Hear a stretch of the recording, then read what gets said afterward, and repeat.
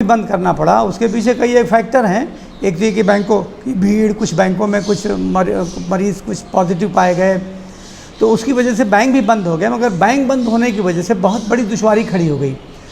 आम तरीके से लोग ये समझते हैं कि बुनकर का मतलब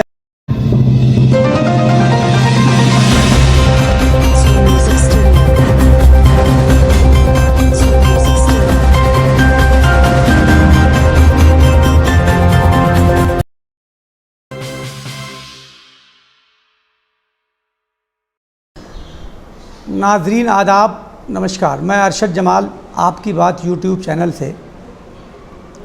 जैसा कि आप जानते हैं कि लंबे समय से लॉकडाउन चल रहा है और हालात अभी पूरे देश में सही नहीं हो रहे हैं, और उसी को लेकर मऊ जैसे बहुत सारे जो कारोबारी छोटे छोटे शहर हैं, उन सभी जगहों के हालात बहुत ही ख़राब होते जा रहे हैं। जो गरीब हैं उनके पास खाने के लिए अब पैसे नहीं हैं, और यहाँ का भी लगभग पावरलूम यहाँ का मुख्य उद्योग है। और पावरलूम जब बंद हो जाते हैं तो यहाँ के जो छोटे छोटे कारोबारी हैं, सड़क पे ठेला लगाने वाले, खुमचा लगाने वाले, फल बेचने वाले, सब्ज़ी बेचने वाले, इन सारे लोगों के कारोबार पे असर पड़ जाता है। और अभी पूरा मऊ इन्हीं हालात से गुज़र रहा है।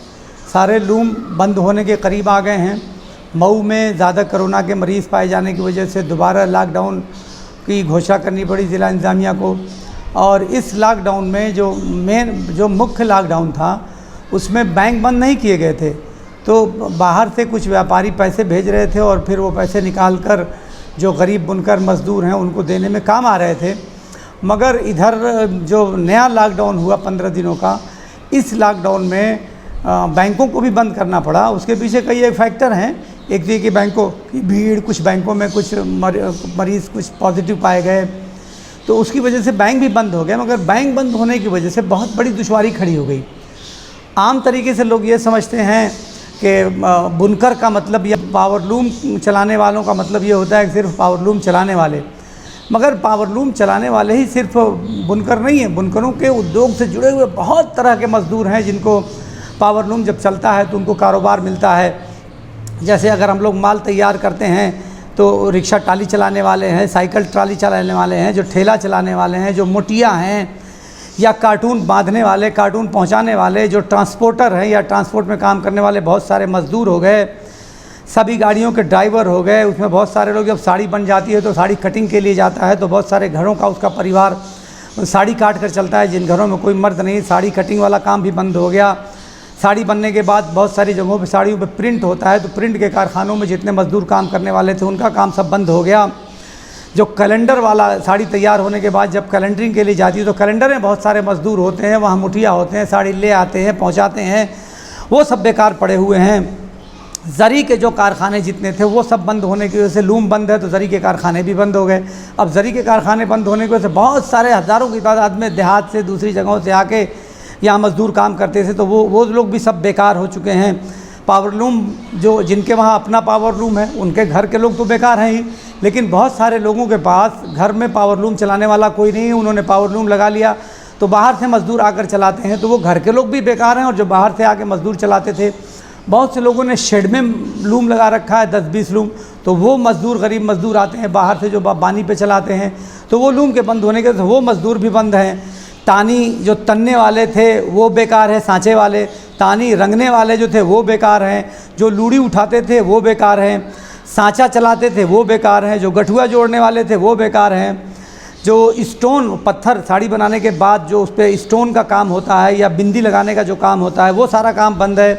साड़ी तैयार हो जाती है तो बहुत सारे लड़के जो है दूसरों की दुकान पे जाके साड़ी को तही करते हैं, पैकिंग करते हैं, तो वो भी बेकारोबार हुए हैं। बहुत से लोग जो मोमी कागज़ जो बेचते थे, जैसे उसमें लगता है मोमी कागज़ अखबार के अंदर, उन छोटे छोटे दुकानदारों की पूरी रोज़ी बंद है। डिब्बा बनाने वाले बहुत सारे बच्चे दुकानों पे जाके डब्बा बनाते थे, जिनको 1 रुपया या 8 आना डब्बा मिलता था, तो वो 100-200 रुपये का काम कर लेते थे। या बहुत से लोग जिनके घरों में मर्द नहीं है तो लोग उनके घरों में भिजवाते थे, तो औरतें उनके घरों की डब्बा बनाने का काम करती थीं।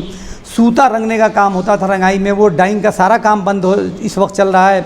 धागा पहुँचाने वाले, फिर साड़ी बेचने वाले बहुत सारे कमीशन एजेंट हैं, बहुत सारी सट्टी, बहुत सारी आढ़त है, उन आढ़त का सारा काम बंद होने की वजह से आढ़त पे काम करने वाले जितने लोग हैं वो उनका सारा काम बंद है। जब कोई नया मेल बनता है तो भरना लेने वाले, जितने भरना लेने वाले थे वो बेकार पड़े हुए हैं। जब साड़ियों का मेल बदलता है तो जो मेल बनाने वाले लोग हैं, जो डिज़ाइन बदलने वाले लोग हैं, उनका भी सारा कारोबार बंद है। जकाट बनता और बिगड़ता है, कुछ लोग नया जकाट बनाते हैं तो उनका तो पूरा कारोबार बंद है। जकाट जब बिगड़ता है तो उसको बनाने वाले कुछ लोग होते हैं, उनका भी पूरा कारोबार बंद है। शटल बनाने वालों का पूरा कारोबार बंद है। जो बहुत सारे घरों में नरी भरी जाती है, जिनका उसी से कारोबार चलता है, तो लूम न चलने की वजह से उनका भी कारोबार बंद है। जब तानी ख़त्म होती है तो उसको जोड़ने के लिए आते हैं तानी जोड़ने वाले, तो लूम बंद होने की वजह से उनका भी सारा कारोबार बंद है। रोलेक्स के बहुत सारे जरी जब बनती है तो रोलेक्स की कटिंग होती है, उसके लिए कटर मशीन होती है। तो यहाँ सैकड़ों की तादाद में कटर मशीनें लगी हुई हैं जिसमें हज़ारों लोग काम करते हैं, तो वो हज़ारों कारीगर तमाम बर्बाद हैं। डिज़ाइनिंग के लिए या बॉर्डर या डिज़ाइन के लिए उसमें जो पत्ता लगता है तो पत्ता काटने वाले सारे मज़दूर बेकार हैं।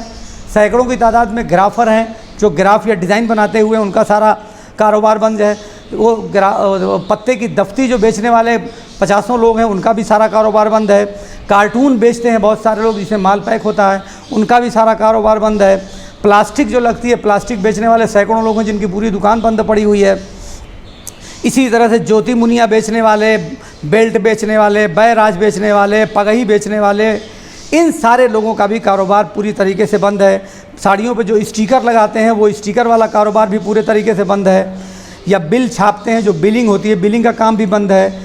साड़ी की सट्टी पर काम करने वाले बंद है। जो डाइंग के लिए, तानी रंगने के लिए या सूत रंगने के लिए जो रंग ख़रीदा जाता है, यानी केमिकल के भी 50 लोग जो काम करने वाले हैं उनका पूरा कारोबार बंद है। तो उनके सारे स्टाफ सब बेरोज़गार हो गए हैं। स्टोन और चिमकी जो लोग बेचते हैं, ये भी एक मऊ में एक नया कारोबार हो गया। जब से साड़ियों पर स्टोन और चिमकी लगने लगा तो उनका भी पूरा कारोबार बंद है।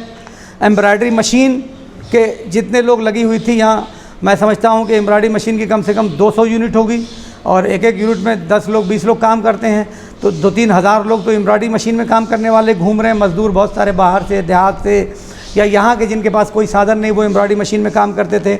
एम्ब्रॉयडरी मशीन में जो साड़ी एम्ब्रॉयडरी होती थी, एम्ब्रॉयडरी के बाद जो उसके धागे होते हैं उसको काटना होता है। तो कम से कम मऊ के सैकड़ों परिवार उसी एम्ब्रॉयडरी के बाद जो साड़ी के कटिंग करना होता है, तो वो सैकड़ों परिवार उससे खर्च चलाता था, उनका भी सारा कारोबार बंद है। इसी तरह से खाता बही लिखने वाले जो मुनीब हैं उनका भी कोई काम नहीं है, चूँकि जब कारोबारी बंद है तो उनका भी कारोबार बंद है। GST आने के बाद कंप्यूटर से बिलिंग का सिस्टम शुरू हो गया, तो बहुत सारे कंप्यूटर ऑपरेटर इसमें काम करते थे और बिल के एतबार से उनको पैसा मिलता था। तो जब बिल ही नहीं बन रही है तो वो भी सारे बेरोज़गार हो गए हैं। कंप्यूटर ऑपरेटरों की जब ज़रूरत महसूस हुई तो बहुत सारे लोगों ने कंप्यूटर इंस्टीट्यूट खोल लिया ताकि लोगों को ट्रेनिंग दी, और ट्रेनिंग बच्चे, नए बच्चे जो पढ़ के आते थे, बेरोज़गार हैं, वो कंप्यूटर सीखते थे और वो सीख कर आके बहुत सारी दुकानों पर या लोगों के कारोबार में मदद करते थे या उनकी बिलें बनाते थे। तो अब वो सारे इंस्टीट्यूट भी बंद हो चुके हैं। जो ट्रेनिंग या कोचिंग सेंटर जो बनाए गए थे वो भी बंद हैं।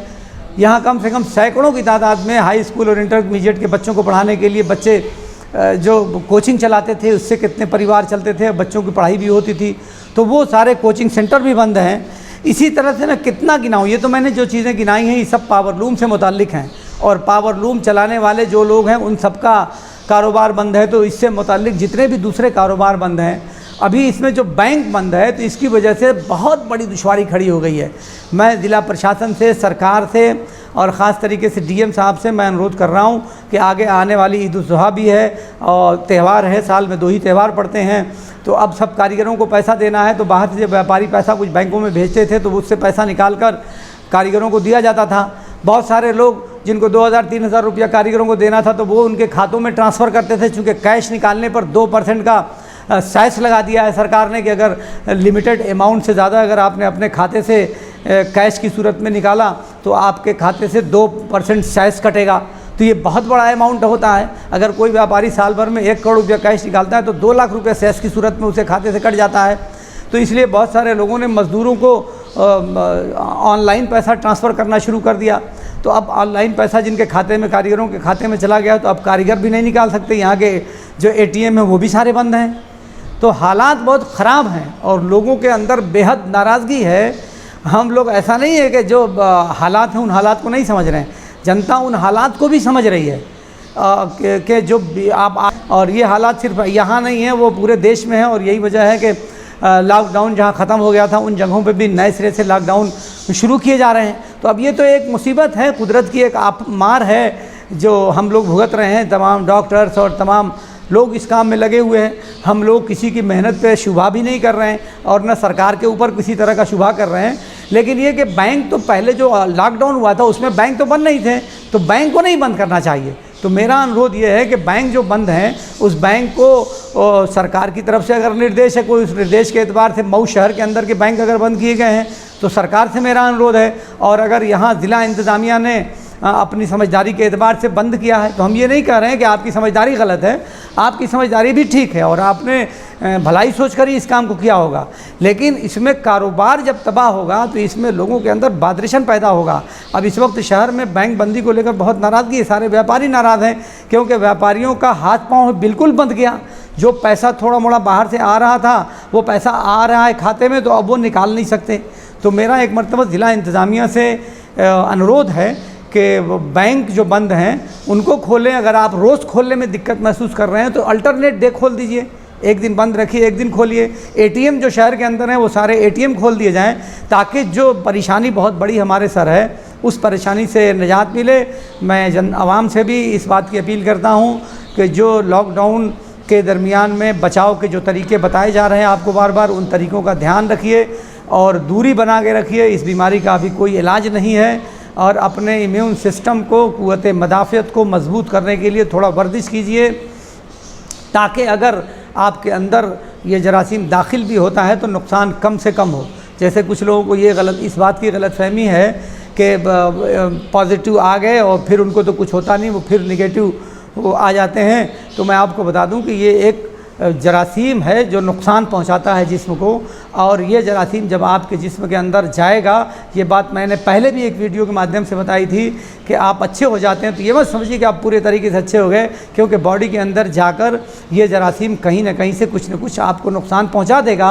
और अगर कभी खुदा न खास्ता आपको नई कोई दूसरी बीमारी आती है तो वो ज़्यादा आपको नुकसान पहुँचा देगी अगर आप एक बार पॉजिटिव रह चुके हैं तो।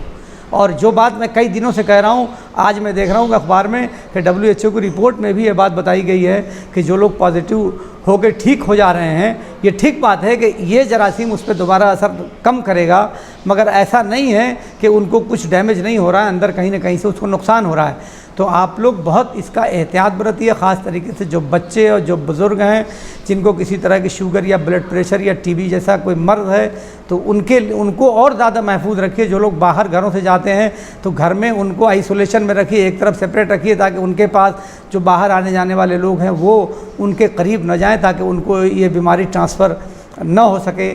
तो इसमें दुआ की भी सख्त ज़रूरत है क्योंकि ये तो सीधा एक अज़ाब इलाही है, कुदरत का कहर है। क्योंकि जब इंसानों की नाफरमानियाँ हद से ज़्यादा बढ़ जाती हैं, जब जुल्म और नाइंसाफ़ी हद से ज़्यादा बढ़ जाती है और जब कुदरत से लोग मुकाबला करने लगते हैं, जब साइंस और टेक्नोलॉजी को अपनी तकनीक और अपने हुनर पर जब घमंड हो जाता है तो कुदरत एक नमूना दे देती है। और ये छोटा सा नमूना हम लोगों के सामने आ गया जिसमें दुनिया की बड़ी बड़ी ताकतें परेशान हैं और उनको समझ में नहीं आ रहा है कि इस मर्द का आखिर इलाज क्या है। तो इसलिए मेरी गुजारिश है कि आप दुआ भी करें और प्रार्थना भी करें और मोहतात भी रहें। बहुत बहुत धन्यवाद।